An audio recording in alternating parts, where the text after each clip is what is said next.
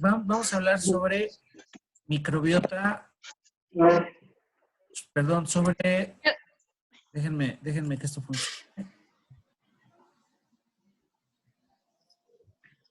Vamos a hablar sobre infecciones odontogénicas, ¿vale?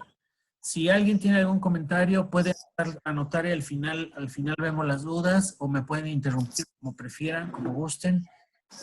Vamos a hablar sobre infecciones odontogénicas.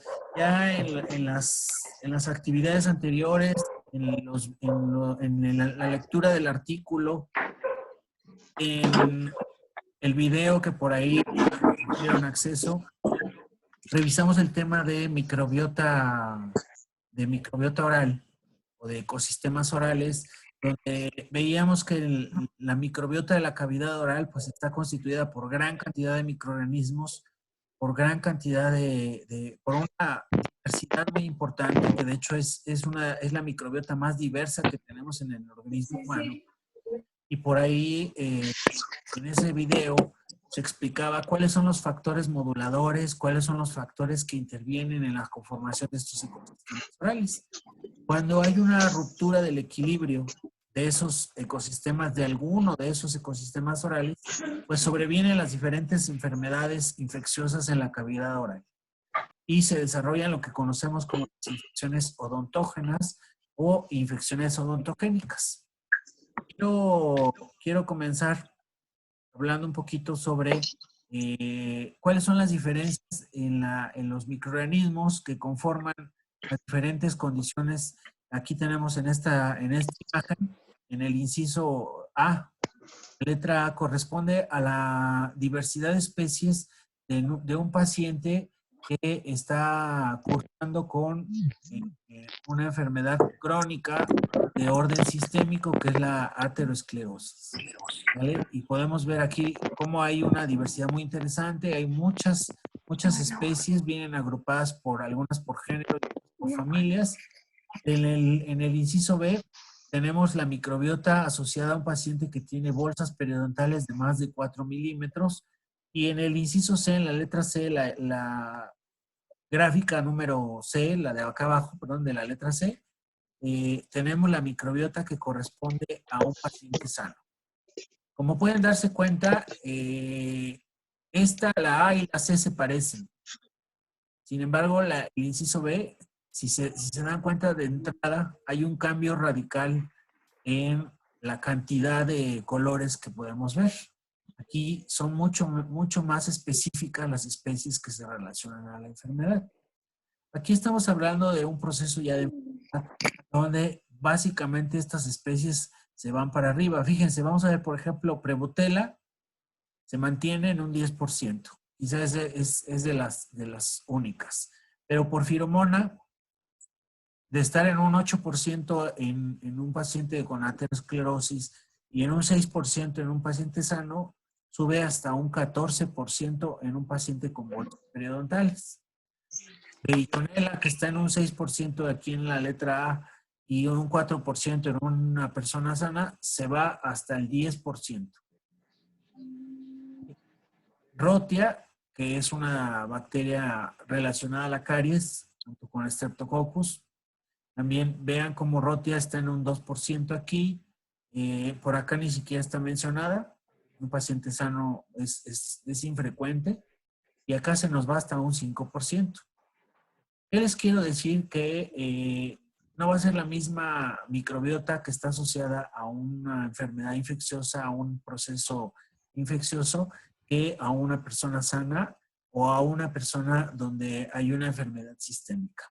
¿Sí? Las condiciones, no solamente las condiciones ambientales locales intervienen en la conformación de la microbiota, sino también las condiciones sistémicas intervienen en la conformación de esa microbiota. Entonces vamos a tener diferentes tipos de microbiotas, donde los porcentajes de las especies y de las familias de las bacterias van a ser distintos en las diferentes enfermedades de la boca. ¿Qué características tienen las infecciones en odontología?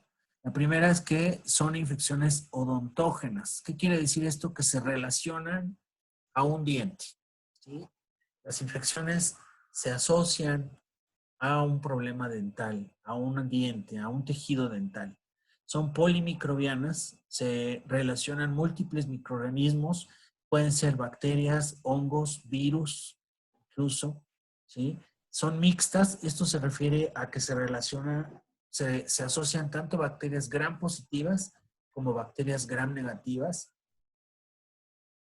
Son endógenas, esto es muy importante, quiere decir que están desarrolladas o son causadas por microorganismos que provienen de la propia microbiota, es decir, microorganismos que forman parte de la microbiota normal, que pasan a ocupar un lugar que no les corresponde o que crecen en número dependiendo de las condiciones que les son favorecidas, ¿no? Por lo regular son oportunistas estos microorganismos, como veíamos aquí en esta imagen, pues los que están en la letra B, básicamente están tanto en el A como en el C. Y se dan cuenta, lo que cambiaron fueron las proporciones, ¿sí? Y aquí algunos que estaban en proporciones muy bajitas, pues se empezaron a multiplicar, multiplicar, multiplicar hasta alcanzar concentraciones mucho mayores e incluso desplazar o eliminar a otras especies.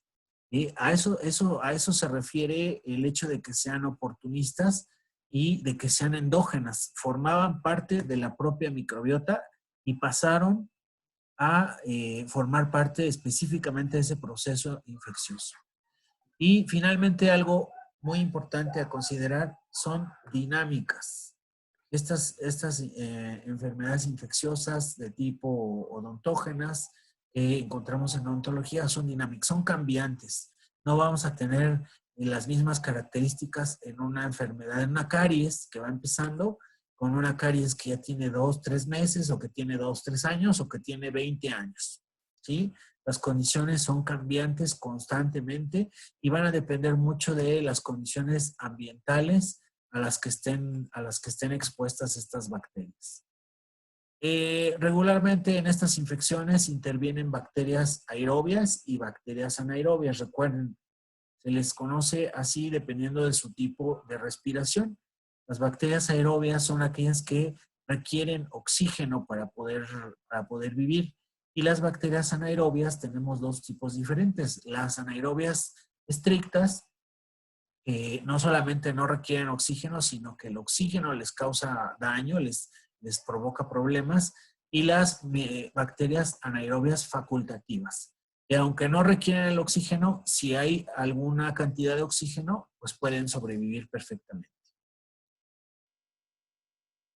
La patogenicidad de estas bacterias se va a deber regularmente a que se conjuntan más de dos especies, dos o más especies, regularmente en un proceso sinérgico, donde se ven favorecidas una especie por la presencia de otra y producen un proceso en conjunto.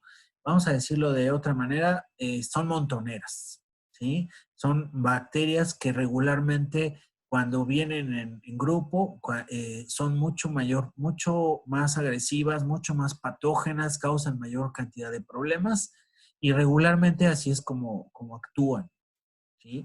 Es su naturaleza de las bacterias de la boca, es mucho trabajar en equipo, es mucho trabajar, conformar ecosistemas que tratan de defender a todos los habitantes de esos ecosistemas. Lo veíamos por ahí en el video anterior, en el de la ecología microbiana oral, que estas bacterias que conforman esos ecosistemas, pues de alguna manera van a tratar siempre de defender a todos los habitantes, no solamente a su propia especie, sino a otras bacterias, aunque no sean de la misma especie.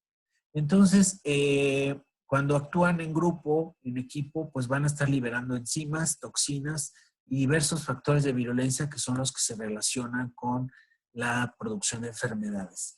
Aquí tenemos un cuadro muy resumido, muy interesante de los diferentes tipos de bacterias que se relacionan a las principales infecciones de origen odontógeno u odontogénico. Es lo mismo. En las columnas podemos ver aquí las que están en la tercera columna, va a ser dependiendo del tipo de respiración, si son aerobias o facultativas, están incluidas en la misma columna. ¿Pueden ustedes ver el mouse?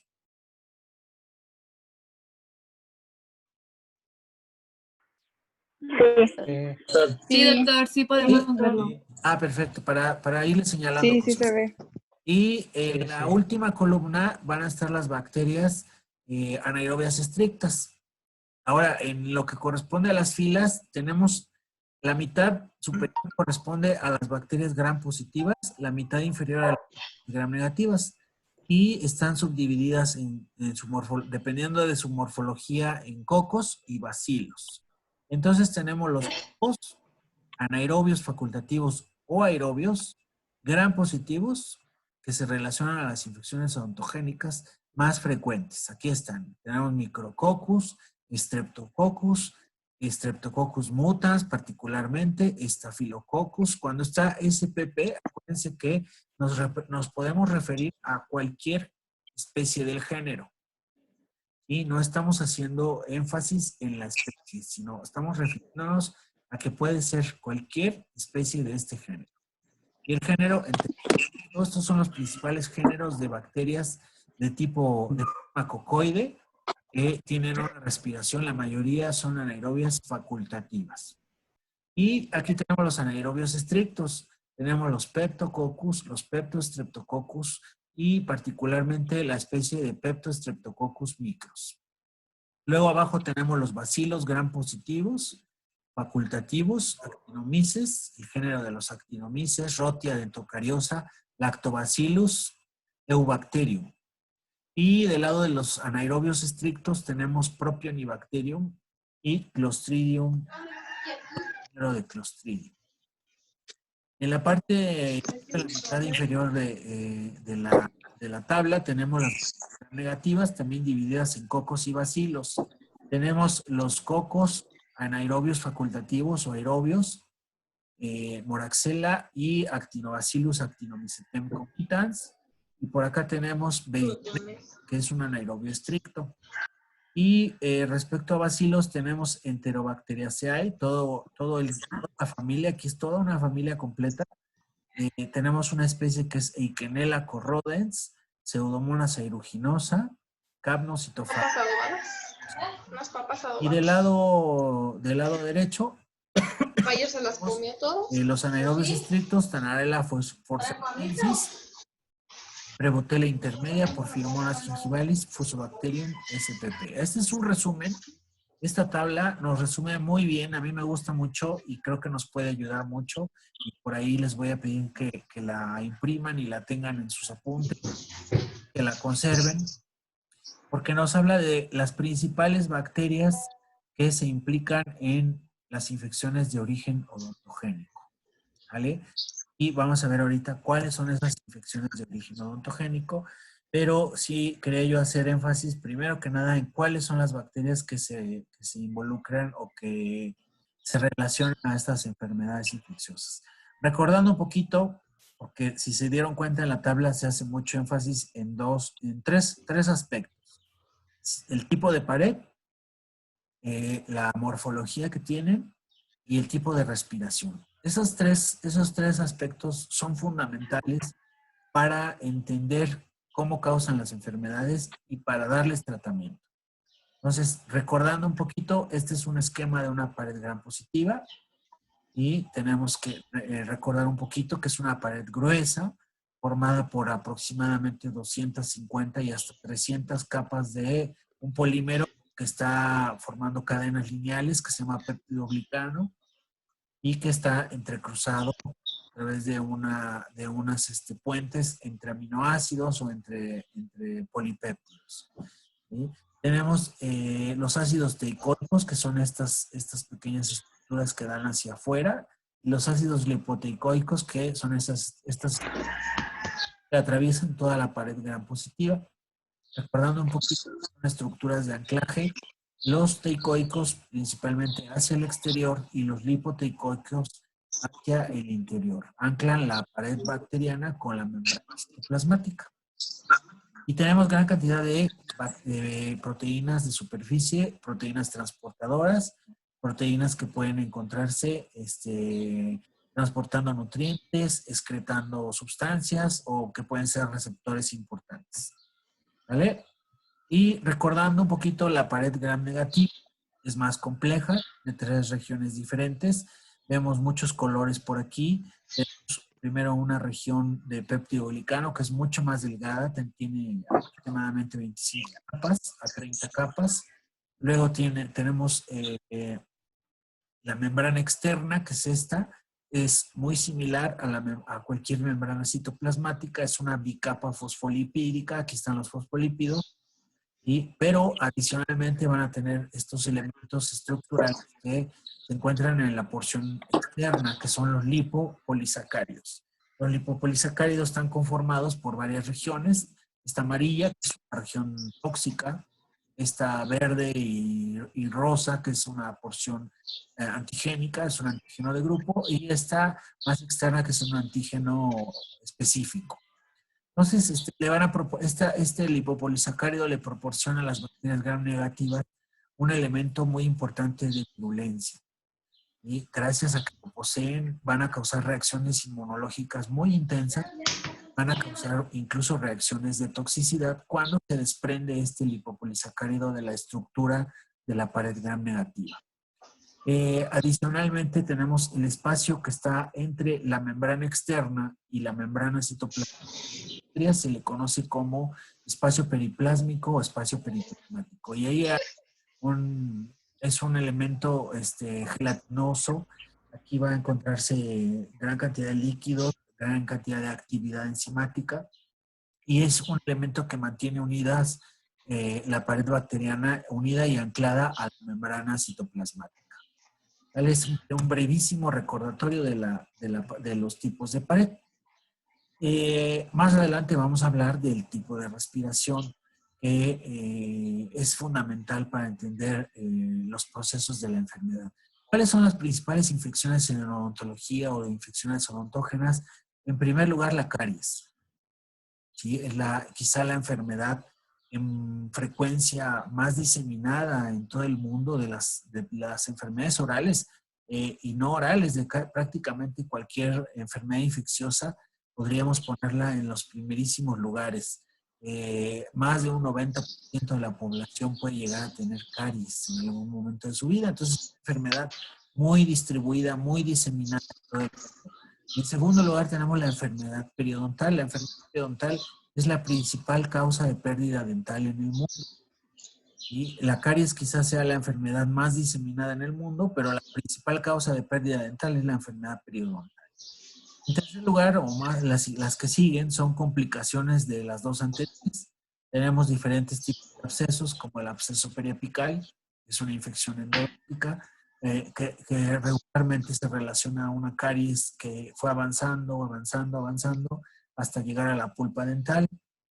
Tenemos los abscesos periodontales, que son complicaciones de la enfermedad periodontal, ya en fases avanzadas. Las bolsas periodontales, cuando son muy, muy profundas y se llegan a taponear por alguna razón en su parte externa, entonces se convierten en abscesos periodontales. Luego tenemos la pericoronitis, que es un proceso infeccioso relacionado con la erupción dental. Particularmente se presenta mucho en adultos y se relaciona a la erupción completa del tercer molar.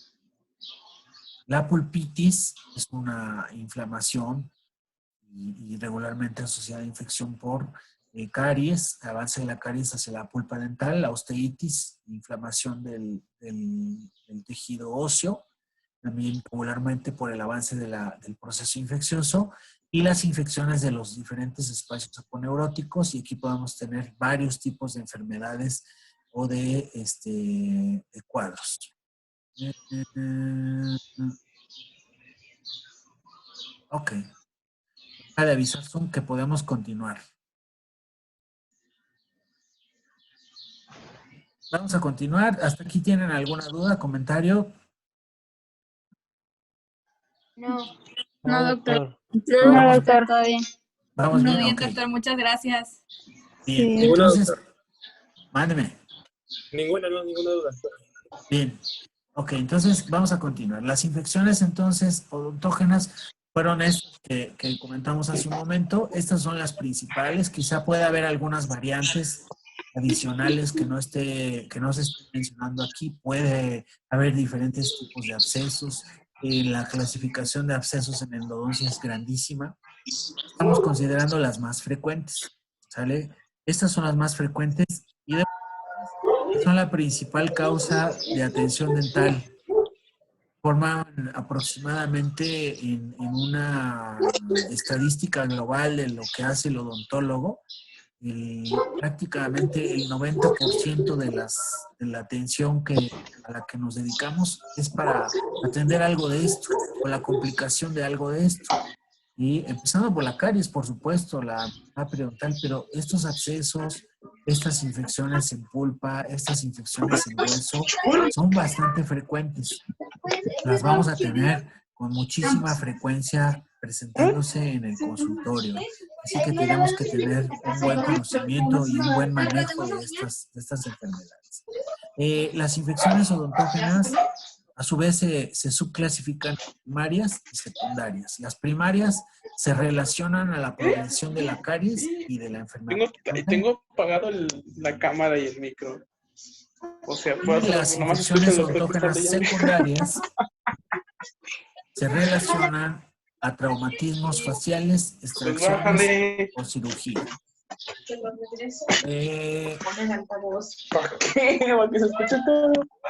Yo creo, chicos, si quieren ponerle, apagar sus micrófonos para que no tengamos distracciones, y cuando alguien tenga alguna duda, lo enciende, ¿sale? Háganme un like con su mano, con su dedo.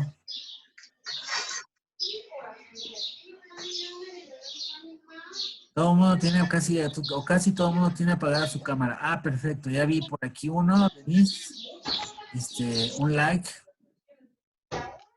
Y si todos me escucharon, si todos estamos, de vez en cuando pónganme algo para saber que me siguen oyendo y que no se ha cortado la comunicación, ¿sale? Bien.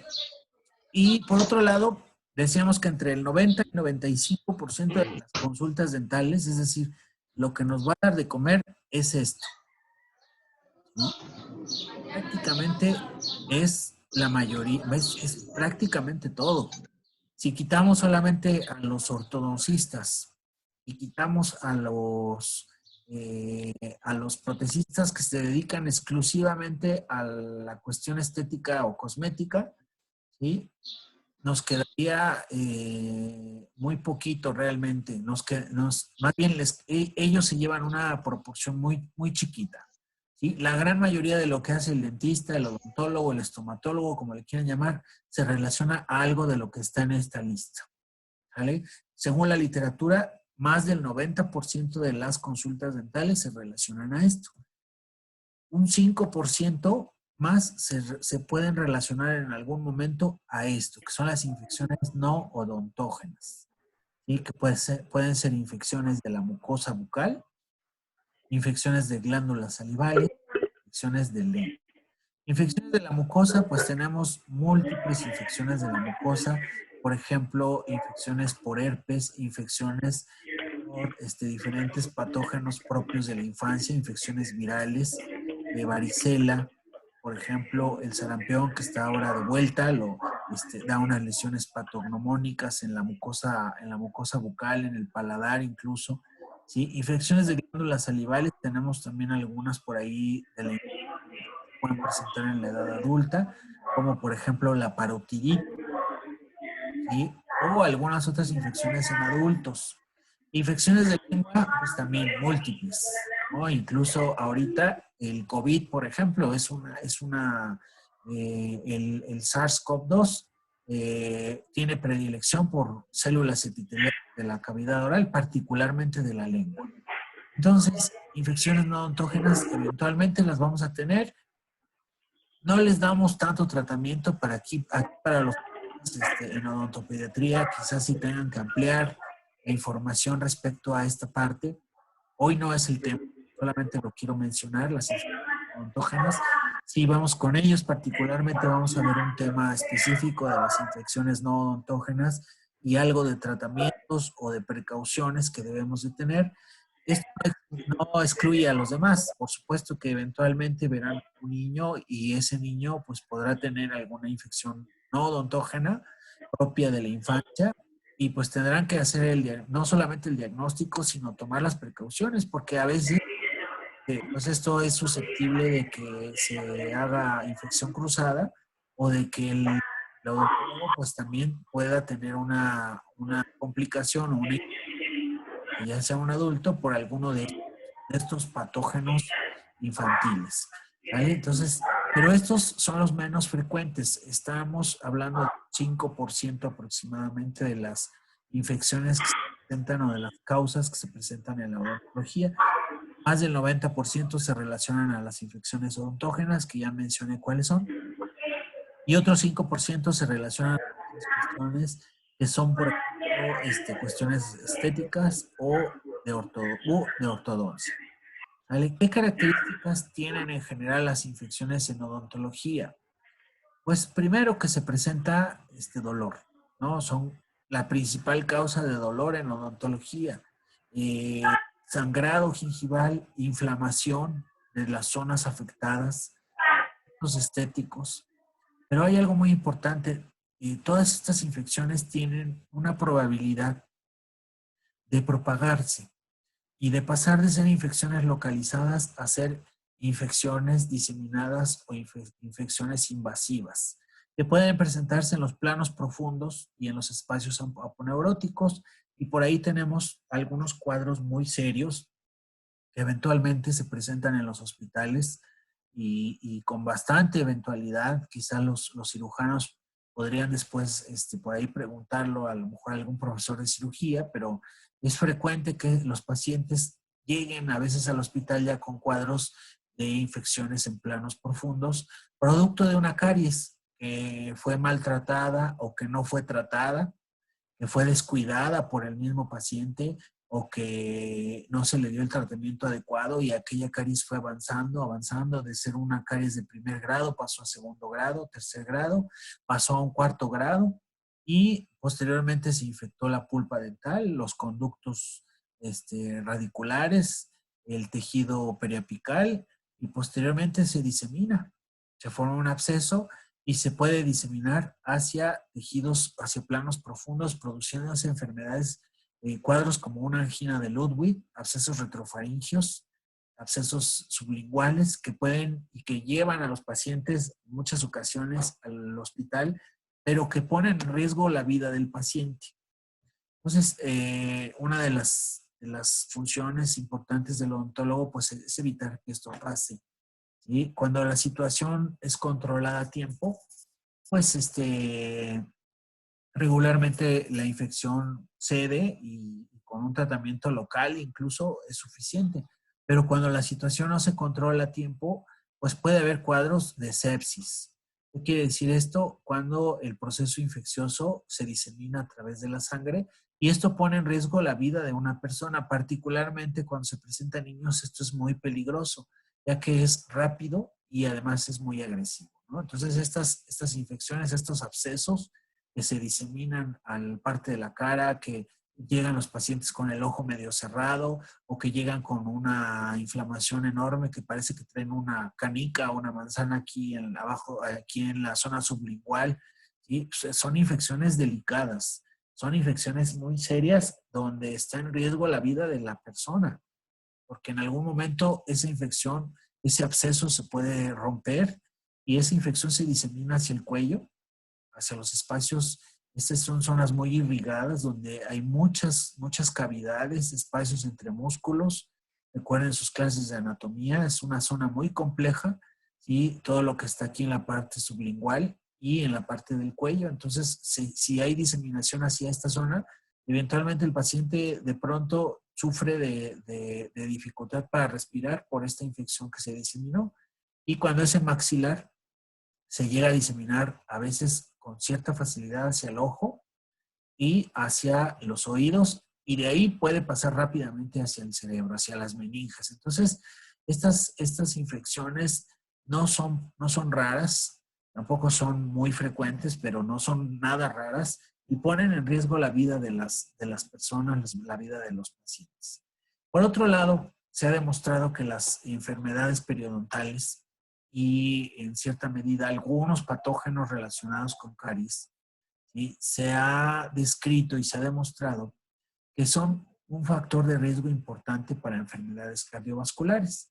Cuando un paciente está o tiene algún factor predisponente de tipo cardiovascular, pues su situación se puede complicar si algún patógeno periodontal se transporta a través de la sangre y llega al corazón.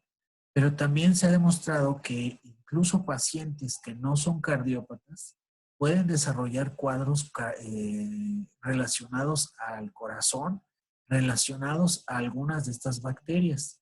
Y esto cada día se está investigando más. Hay mayor cantidad de evidencias muy interesantes, muy importantes, que ponen a la microbiota de la cavidad oral, sobre todo la microbiota que está disbiótica, que está en un proceso falto de equilibrio, es esa microbiota la que se relaciona de manera muy particular a procesos sistémicos, a enfermedades sistémicas.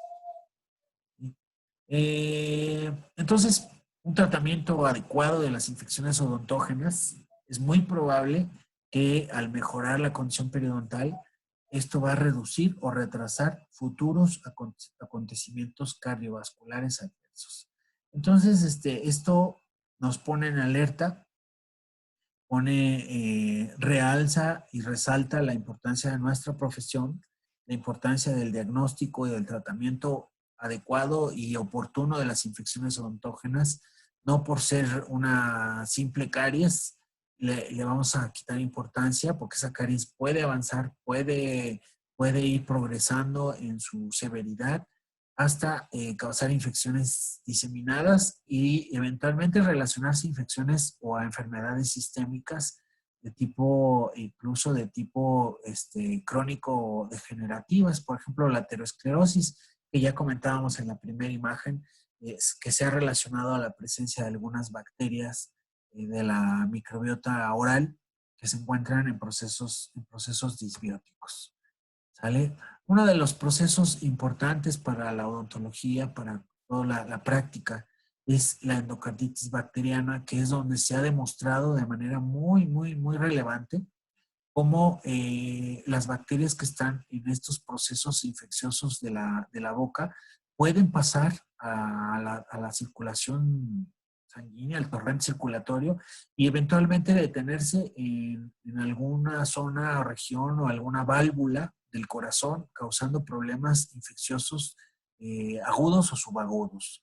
Entonces, por ahí la Academia Americana de Corazón, en sus últimos documentos, nos menciona que los factores de riesgo para el desarrollo de una endocarditis, fíjense, dice, en primer lugar son el uso de drogas por inyección, ¿sí? Es un factor altísimo de riesgo, pero en segundo lugar pone la cirugía dental reciente. ¿Vale? Estamos ahí en la lista, aquí en este caso en segundo lugar, por la relevancia que tienen estas bacterias. Ya viene mi papá, mamá. Luego la colocación de líneas de acceso permanente a las venas, pues aquellos pacientes que son portadores de catéteres, de catéteres o de algún dispositivo de manera permanente. Cirugías. Oigan, ¿pueden apagar su micro, porfa?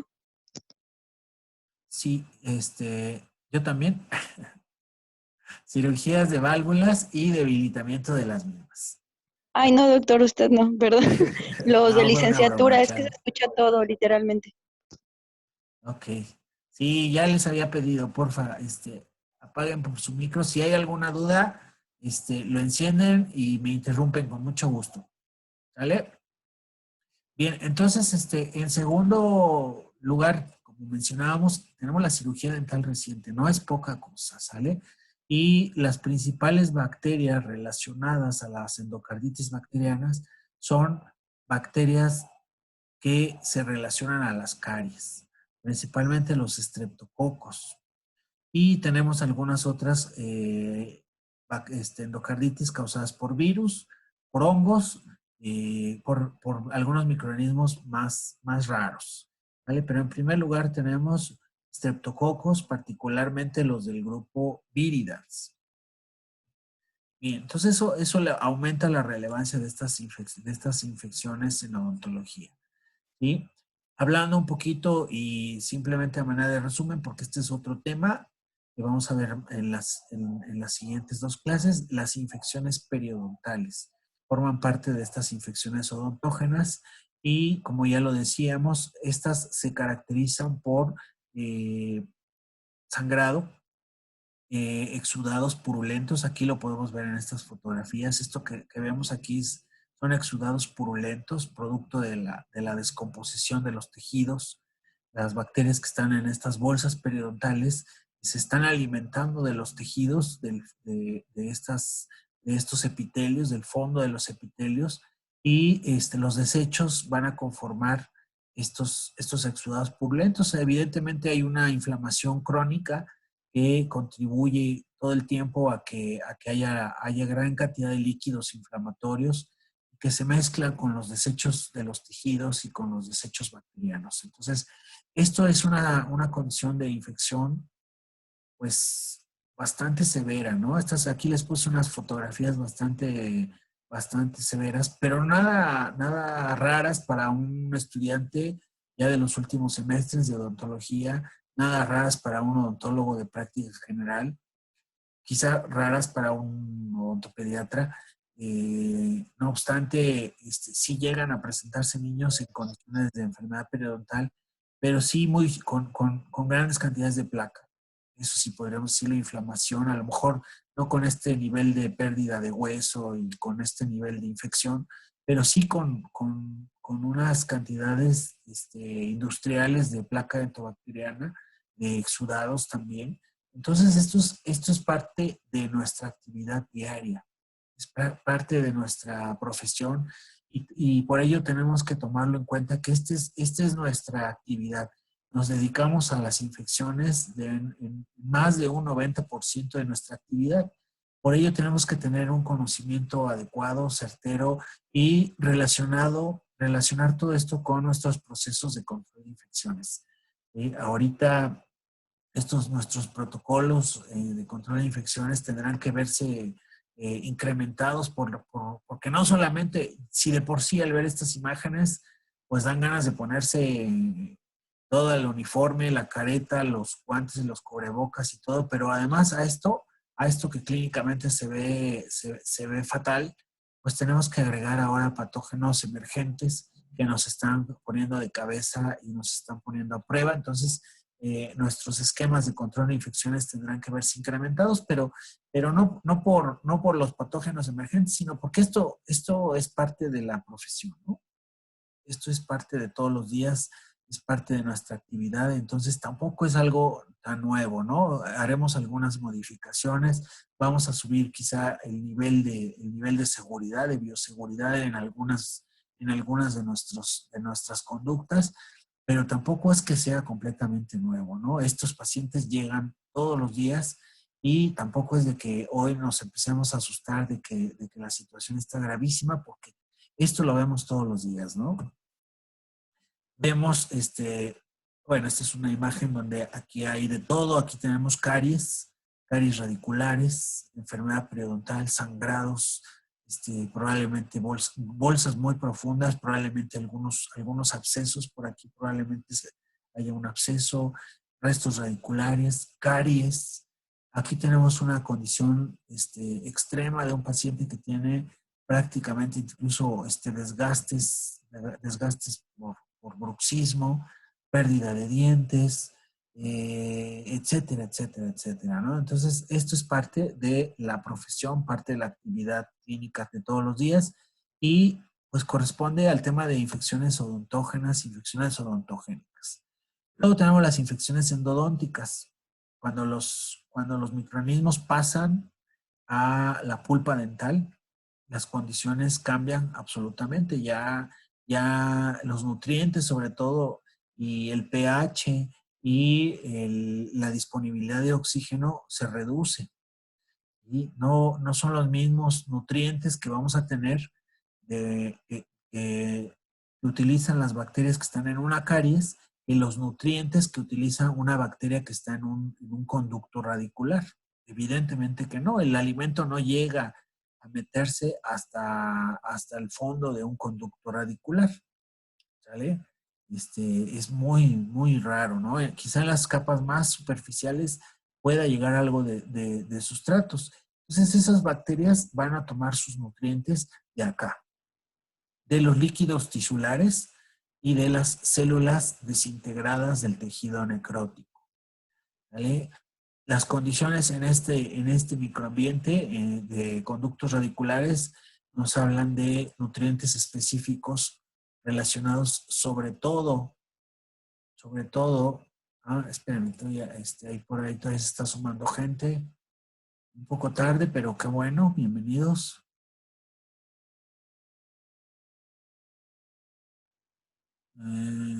Uniéndose Jacqueline Castro. Ok.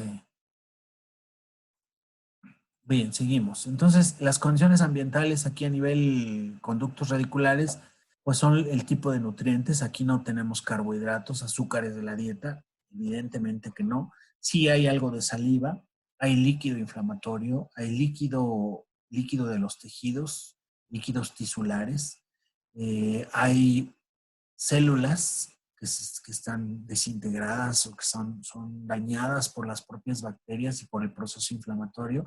Hay una baja tensión de oxígeno, lo que permite y favorece el crecimiento de los anaerobios, principalmente anaerobios estrictos en las capas más profundas. Y todo esto va a relacionarse o va a favorecer interacciones bacterianas entre bacterias anaerobias estrictas y anaerobias facultativas.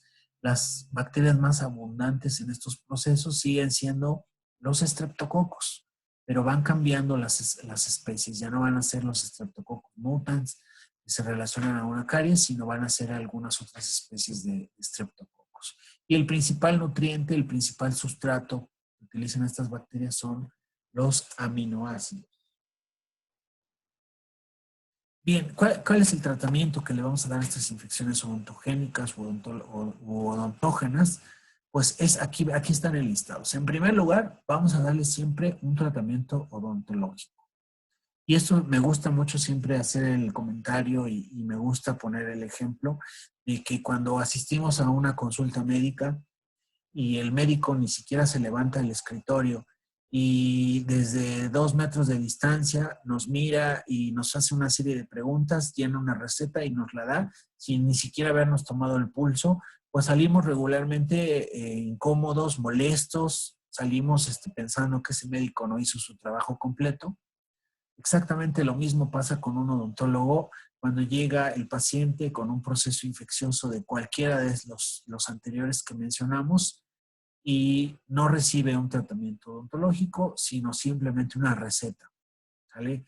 El tratamiento odontológico es la base de la mejoría de estos procesos infecciosos. Entonces, siempre tendremos que hacer un tratamiento odontológico. Ahorita vamos a mencionar cuáles son los más frecuentes o los más posibles.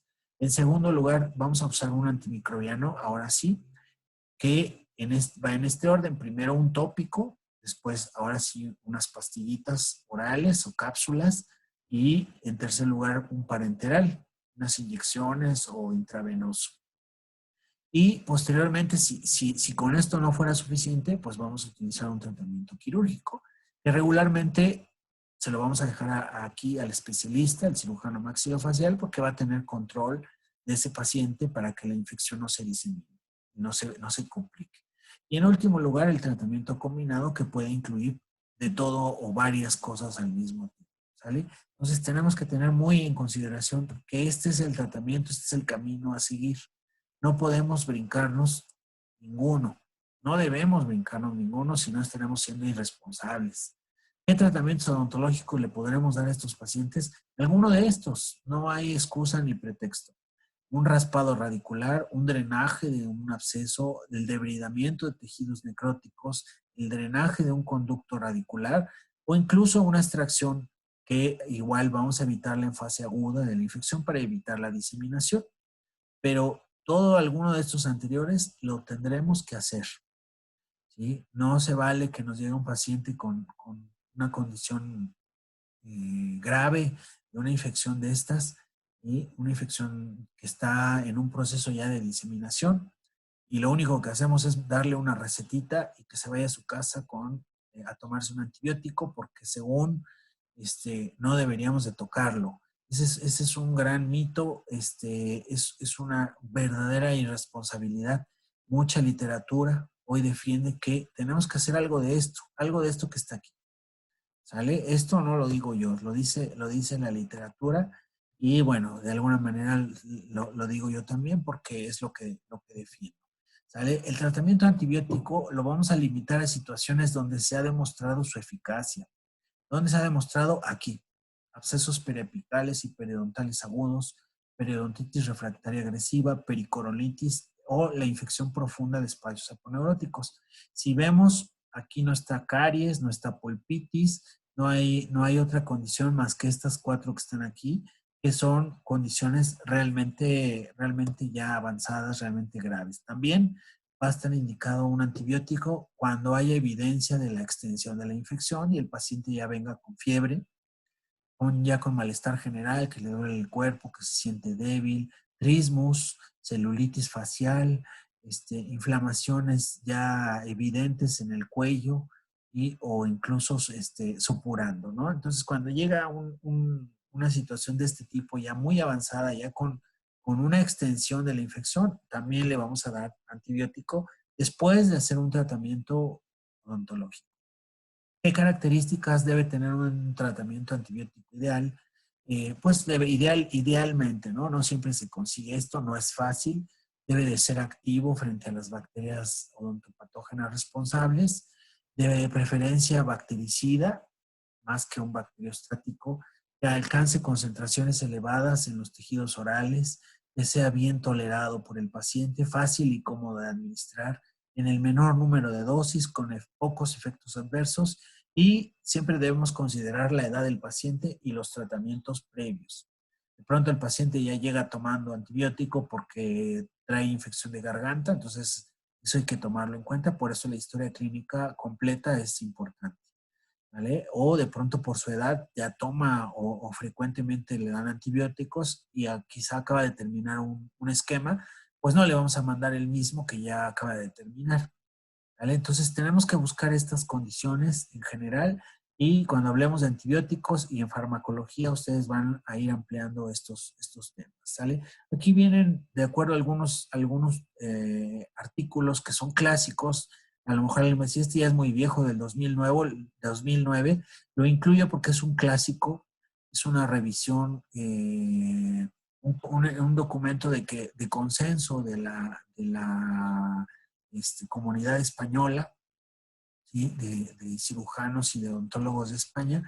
Es un clásico básicamente y nos habla de cuáles son las principales indicaciones de tratamiento antibiótico. Esto les pido que lo impriman, que lo tengan a la mano en sus apuntes y sobre todo los chicos de la licenciatura. En el caso de la especialidad, creo que habrá cosas por ahí que les pido que revisen y que a lo mejor en una sesión ya en corto podemos discutirlas porque hay algunas situaciones específicas de odontopediatría que podrían o no ser o donde entran los criterios y podríamos discutirla en una sesión específica. Estos son algunos esquemas de tratamiento.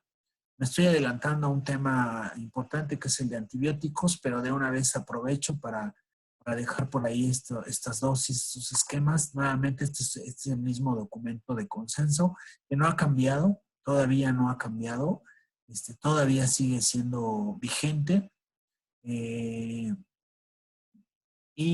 Bueno, quizá esta penicilina V esta es la única que probablemente ya ha salido bastante, se utiliza cada vez menos, ¿no? Pero los esquemas de amoxicilina y de amoxicilina con ácido clavulánico siguen siendo los más utilizados en odontología, de acuerdo a documentos consenso y a documentos de la Asociación Dental Americana.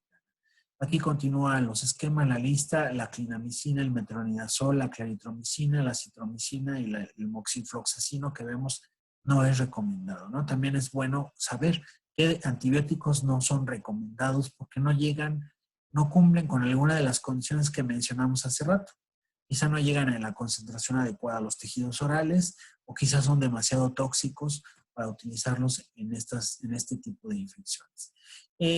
Aquí simplemente dejo sobre la mesa la terapia antibiótica profiláctica. La vamos a mencionar en un tema más adelante cuando hablemos de antibióticos. Aquí hay algunos esquemas. Son dosis únicas o dosis dobles que se dan a un paciente, tanto adultos o niños, antes de hacerles un tratamiento odontológico donde se detecta un riesgo de infección, de diseminación de infección. Y tienen sus indicaciones, ¿no? Aquí está una lista, también se los dejo para que este documento lo puedan tener. La presentación está en la plataforma. Para los chicos de la especialidad se los envío por correo electrónico. En el caso de los chicos de licenciatura, esta presentación está en la plataforma, la pueden descargar en el tema de la unidad 4, en el tema 1 de la unidad 4, que son infecciones odontógenas. Y ahí pueden conservar estos documentos o imprimir algunas tablas que he mencionado.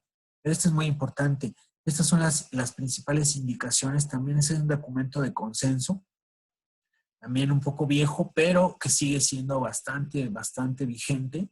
Y nos habla de las condiciones en las cuales podemos utilizar una terapia profiláctica, ¿sí? Alguna artropatía inflamatoria, inmunosupresión por alguna enfermedad, como aquí está una diabetes, pero estamos hablando de una diabetes no controlada. Bueno, aquí está la diabetes tipo 1 en el tercer lugar, por drogas, por trasplantes o radioterapia, infecciones de tipo endocarditis, para los protocolos de pacientes con riesgo de endocarditis, con endocarditis o que van a ser operados de corazón. Ahí por ahí, aunque eso está en discusión, ya lo comentaremos más adelante. Prótesis y protocolos para infecciones de prótesis osteoarticular, desnutriciones, hemofilia. Es parte de la lista de las principales razones por las cuales le podemos dar a un paciente una terapia profiláctica. Solamente no vamos a utilizar antibióticos en todos los casos, ¿no? Hay por ahí un manejo erróneo en muchos colegas que se mantienen utilizando antibióticos de manera indiscriminada y hoy en día tenemos un grave problema de resistencia a los antibióticos, el cual tenemos que combatir, tenemos que irlo abatiendo y la principal razón, la principal forma es regresando a una manera racional de utilizar los antibióticos. Entonces, la mejor manera de utilizar racionalmente los antibióticos es usando las guías clínicas, usando la evidencia que existe en la literatura científica, usando los estudios, los ensayos clínicos, los resultados de los ensayos clínicos y haciendo, en su caso, además, investigación a nivel local, ¿vale? De otra manera, no podemos basarnos en experiencias propias, no podemos o no debemos basarnos en experiencias solamente propias, en recomendaciones y una serie de cosas que no dan un sustento suficiente para seguir utilizando antibióticos de manera irracional. Se ha venido utilizando durante las últimas 3 o 4 décadas quizá de manera irracional el uso de los antibióticos en medicina y en odontología de manera muy importante. Entonces, hoy en día nos toca darle reversa a esta situación y luchar un poquito contra esto. Sé que en el camino se van a encontrar con colegas que les van a decir, manda antibiótico para que no se infecte. Manda el antibiótico porque ya es una persona mayor.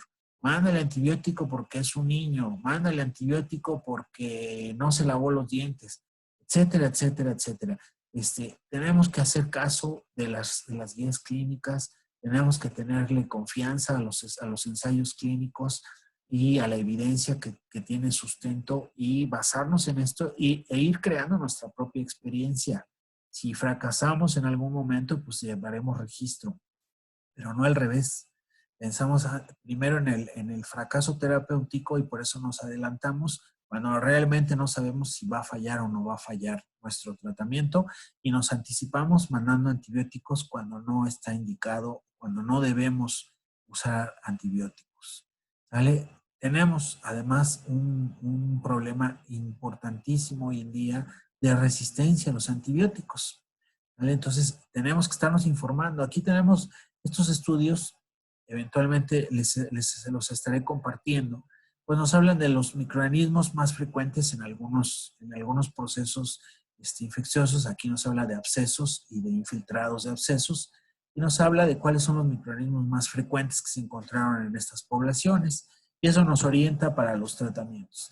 Y tenemos estudios donde se analiza la resistencia a los antibióticos. Estos están saliendo constantemente, todo el tiempo, todos los años, documentos importantes, grandes, donde podemos estar analizando qué antibióticos son los que se probaron y cuáles funcionaron y cuáles no. Y eso nos puede orientar a que nuestros esquemas de tratamiento sean lo más eficaces y que tengamos la menor cantidad de fallas terapéuticas para evitar que cada vez haya más resistencias a los antibióticos. Toda esta literatura se las dejo a la mano. Con esto terminamos este tema. Si quieren abrir sus micrófonos ahora sí para que podamos resolver algunas dudas, o si quieren mandarme al chat las preguntas, o si quieren anotarlas y después mandármelas por correo. Les pido que le den una repasada a esta presentación. Probablemente voy a subir un video al respecto de la presentación, y pues quedo ahorita para algunas preguntas que quieran ustedes comentar. Doctor, ¿la presentación la va a subir a la plataforma? Sí, ya está. Ya está la presentación, ya está en la plataforma. Y para los chicos de la especialidad, se las mando por correo hoy por la noche. Muy bien, Doc. ¿Alguna duda, comentario, queja? No, nada. Ninguna duda, Doc. Gracias. No, doctor. Gracias. Al contrario, Gracias, doctor. no, pues Muy gracias. Gracias, doctor. Muy bien explicado, doctor. Muchas gracias. Qué buena clase. Gracias a ustedes, Gracias, chicos. Cumple, Alex. doctor. Más que a veces se trababa. Nos vemos, si les parece bien, nos vemos el jueves. ¿Vale? Gracias. Mañana los dejo descansar, nos vemos el jueves. ¿Les parece bien a esta hora? Sí, doctor, está bien. Está bien. Por mí no hay Ok. problema. Yo prefiero esta hora porque en la mañana están mis hijos en la escuela y me distraen horriblemente, y aparte ocupan mi computadora, ¿no? Entonces, hasta la sí se 1 de la entiende, tarde doctor, no sí podría. pasa. Sí, doctor, no hay problema. Y si tienen hermanitos, Gracias, ustedes doctor. pues, seguramente que también lo estarán viviendo. Entonces nos vemos el jueves a las 6, ¿les parece? Sí, doctora. Sí, doctor, está bien. Sí, doctor. Pongo su mensaje de la Gracias, clase. doctor. Ok, Gracias, doctor. igual y nos vemos aquí mismo en Zoom, Muy bien. y después hacemos una prueba, pero instalen la que les pedí de Microsoft Teams, Ok. ¿vale? Aunque Sí, Zoom ahorita gracias. funcionó bien. Ok. Sí, funcionó muy bien. Sí, no se trabó, todo bien. Gracias, Entonces, mientras no se trabe, aquí seguimos. Nos vemos, gracias. Adiós, Pronto. doctor. Cuídense. Gracias. Gracias. Gracias. Doctor, hasta luego. Doctor, gracias.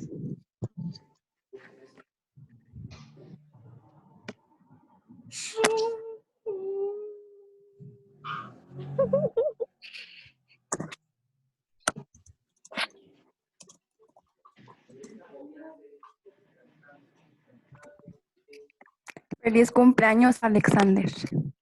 Feliz cumple. Feliz Feliz cumpleaños. cumpleaños, Alex. ¿Le cantamos las mañanitas o qué? Gracias. Felices 20. Sí. No, 19, ¿no? 19, ¿no? 19. 18. 18. ¿Quién cumpleaños? Alexander, canten las mañanitas, cántenselas.